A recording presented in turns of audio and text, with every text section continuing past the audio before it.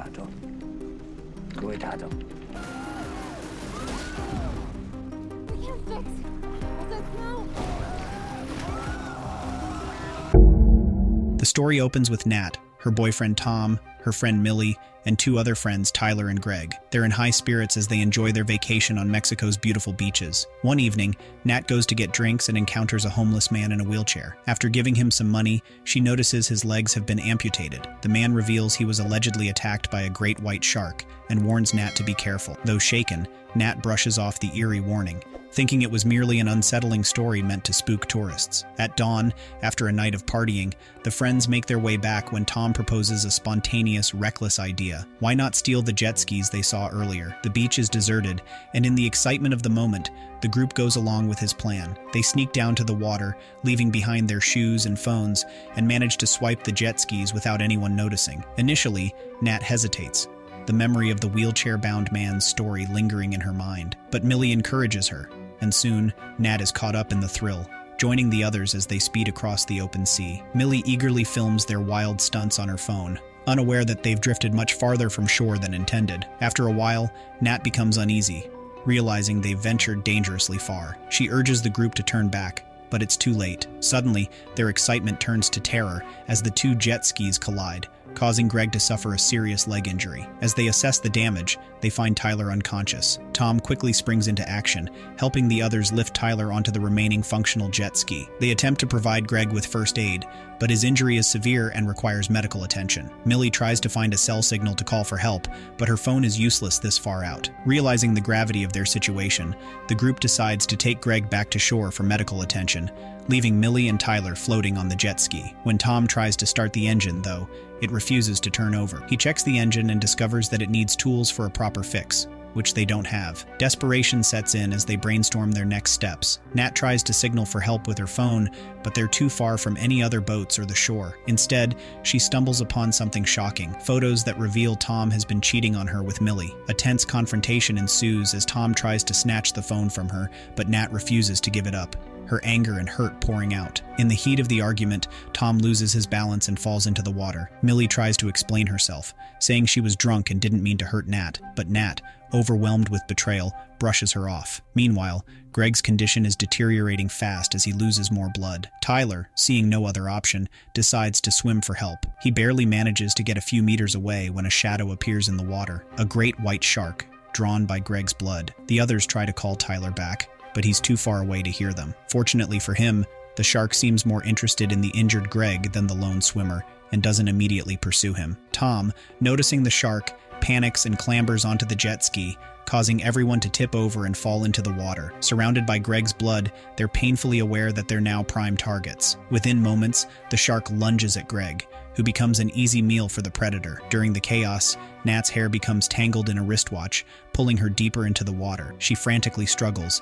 managing to free herself just as the shark dives back down. Meanwhile, Tyler, still trying to find help, spots a boat in the distance. Filled with hope, he waves his arms and shouts, hoping someone will see him, but his cries go unheard. His luck runs out as the shark circles back, locking onto him as its next target. Tyler tries to remain calm, remembering the advice to avoid panic, but the predator has already marked him. Within moments, the shark attacks, pulling Tyler under before he can fully comprehend what's happening. More than an hour passes in silence, and Nat, Millie, and Tom grow increasingly anxious, wondering if Tyler was successful in finding help. Their situation grows dire as thirst sets in, driving Millie to drink seawater despite Nat's warnings about dehydration. Tom continues his futile efforts to fix the jet ski, but as night falls, they're still stranded, no closer to rescue. Eventually, they spot a faint light in the distance. Nat remembers the flashlight feature on her phone, attempting to signal with it, but it fails to capture anyone's attention. Desperate, she suggests someone swim toward the light source to ask for help. Tom volunteers, diving into the water, but quickly retreats, spooked by the thought of the shark lurking nearby. Nat realizes that they may not get another opportunity and quietly slips into the water, swimming cautiously in the direction of the light, hoping not to attract the shark. As she approaches, her heart sinks. What she thought was a light turns out to be a life jacket attached to a lifeless body, floating eerily in the open water. Panic grips Nat as she sees the dead body floating near the life jacket, and she lets out a terrified scream. Tom, hearing her cries, rushes to her side and helps her back to the jet ski. Once she's composed, Nat tells him what she found. suspecting the shark must have killed the man. Exhausted, she falls asleep later that night, only to jolt awake from a nightmare in which the shark lunged at her from the depths. The next morning, the friends notice scattered debris floating near the lifeless man's body, which they decide to use as makeshift paddles. Determined to make it back to shore, Nat also retrieves the life jacket and gives it to Millie, who can't swim well. Together, they begin paddling, but the unrelenting sun and dehydration quickly sap their strength. Just as hope begins to dwindle, the shark reappears, circling menacingly before lunging at them. The group freezes in terror, helpless against the relentless predator. In the chaos, the shark makes another pass, and Tom suffers a deep gash on his leg. In a desperate move, Nat jabs the shark with the sharp end of a broken plank, causing it to back off temporarily. But before they can regain their composure, the shark barrels back, knocking everyone into the water. The shark zeroes in on Tom, who somehow manages to escape, and with Nat's help, he scrambles back onto the jet ski. Millie, still struggling to reach the jet ski, becomes the shark's next target. Nat realizes, with horror, that Millie can't be saved, and as the shark pulls her underwater, she lets go. After regaining her composure, Nat turns her focus to the jet ski, attempting to remove the plastic cover from the engine to assess the damage. With every ounce of strength, she manages to pry off a portion of the cover, revealing a torn fuel line. Severely injured and nearly unconscious, Tom is unable to help, leaving Nat on her own. Spotting the life jacket again, she hatches a plan to use it to patch the fuel line. With no other options,